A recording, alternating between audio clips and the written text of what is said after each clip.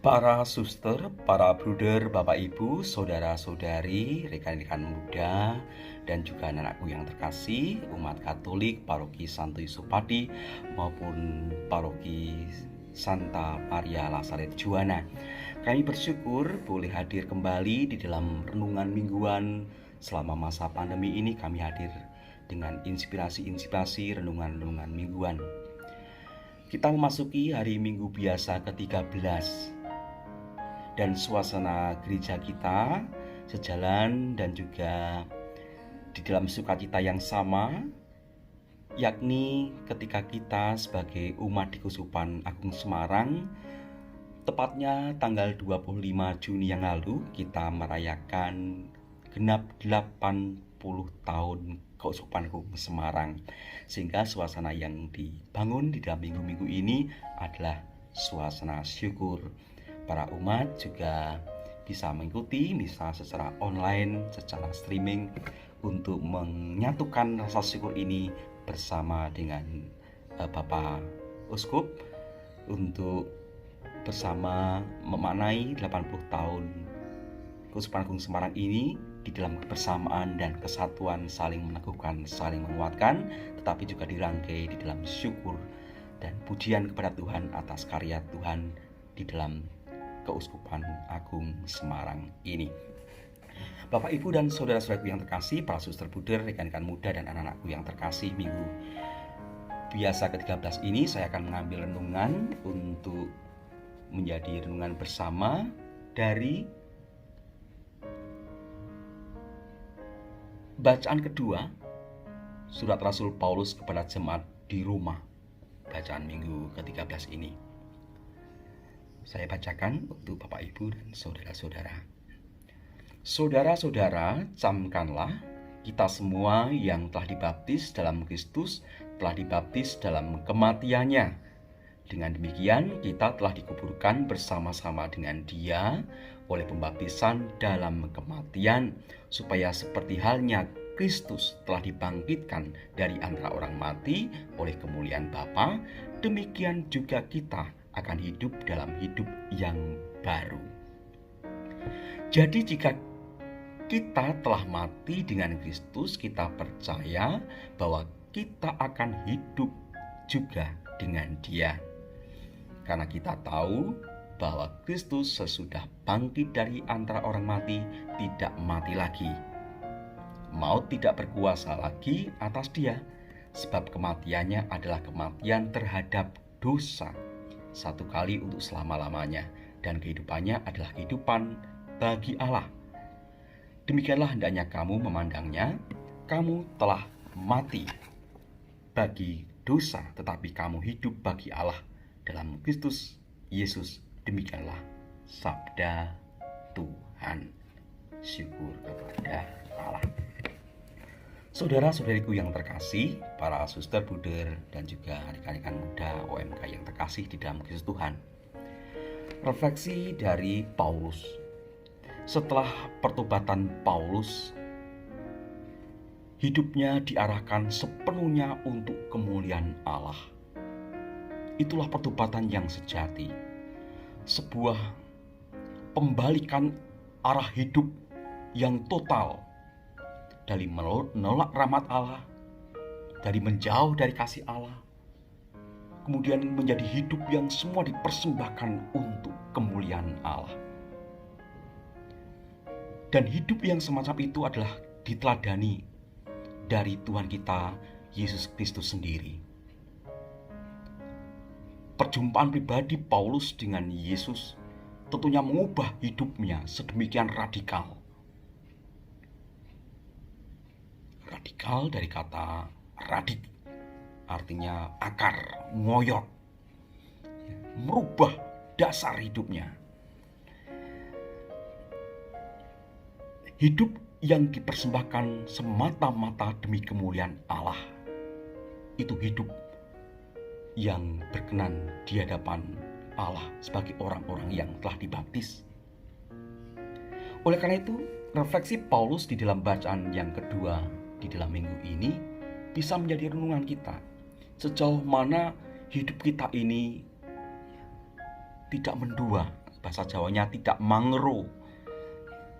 Di lain pihak ikut Allah, tapi di lain pihak juga tidak mau mengikuti apa yang menjadi firman Allah, itu mangero, mendua, bercabang, tidak total, tidak penuh. Refleksi dari Paulus mengajak kita untuk mari kita sejenak melihat apa yang sudah kita alami di dalam proses beriman. Paulus mengatakan, sebab kematiannya adalah kematian terhadap dosa satu kali untuk selama-lamanya, dan kehidupannya adalah kehidupan bagi Allah.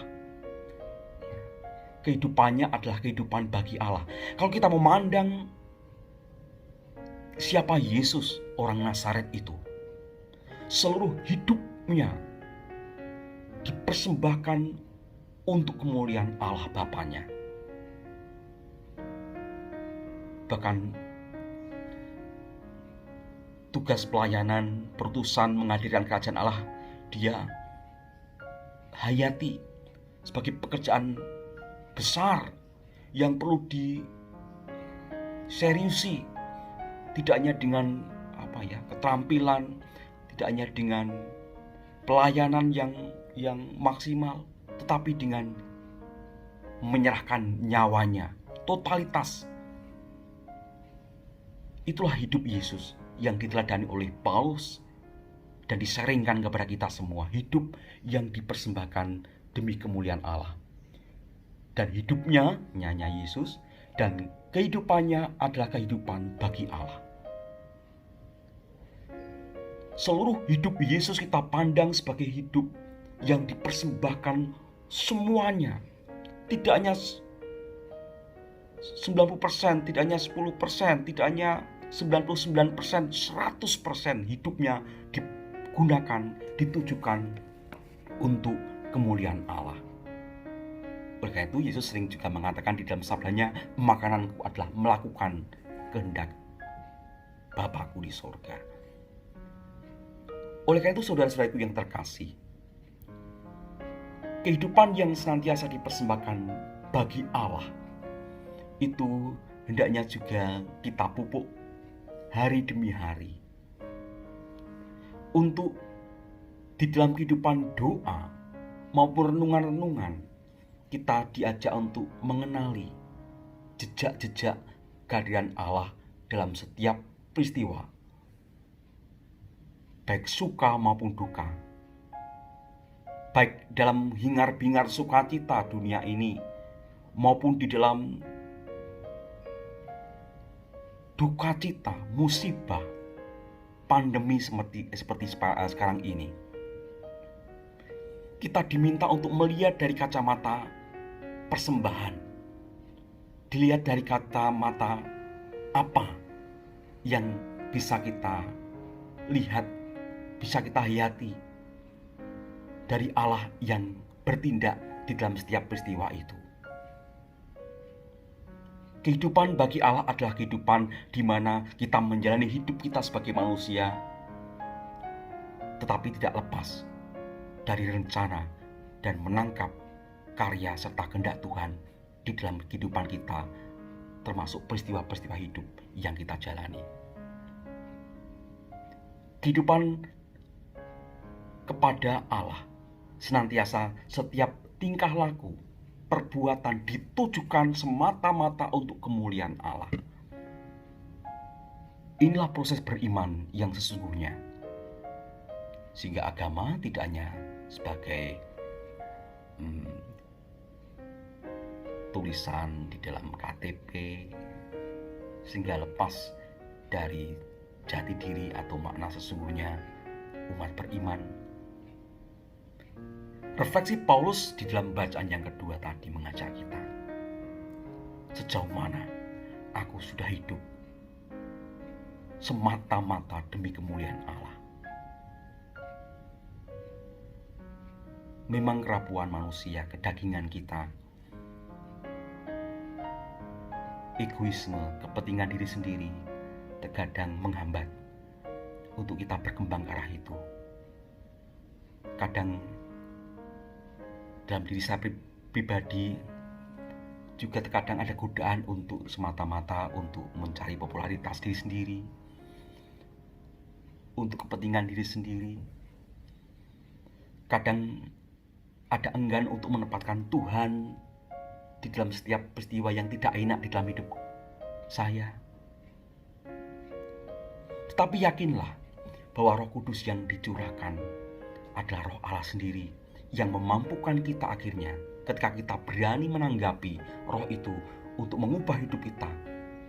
Kita bisa sedikit demi sedikit mengikis segala hal yang akan merintangi kita menjadi pribadi yang hidup semata-mata demi kemuliaan Allah itu. Refleksi dari Paulus, jalan hidup Paulus yang disaringkan di dalam bacaan yang kedua tadi adalah pribadi contoh dari kita juga, bahwa kita juga bisa seperti Paulus. Hidup yang sebelumnya belum mengenal Yesus sangat bertentangan sekali dengan apa artinya itu memuliakan Allah ya, karena dia sebenarnya mau pergi untuk membunuh orang-orang pengikut jalan Tuhan.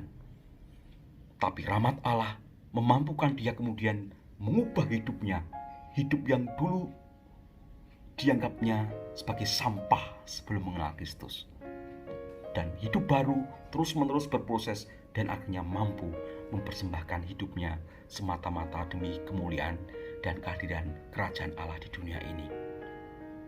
Para suster, bruder, Bapak, Ibu, dan saudara-saudara yang terkasih, mari kita bersama dengan Paulus merenungkan ayat ini selama minggu ini.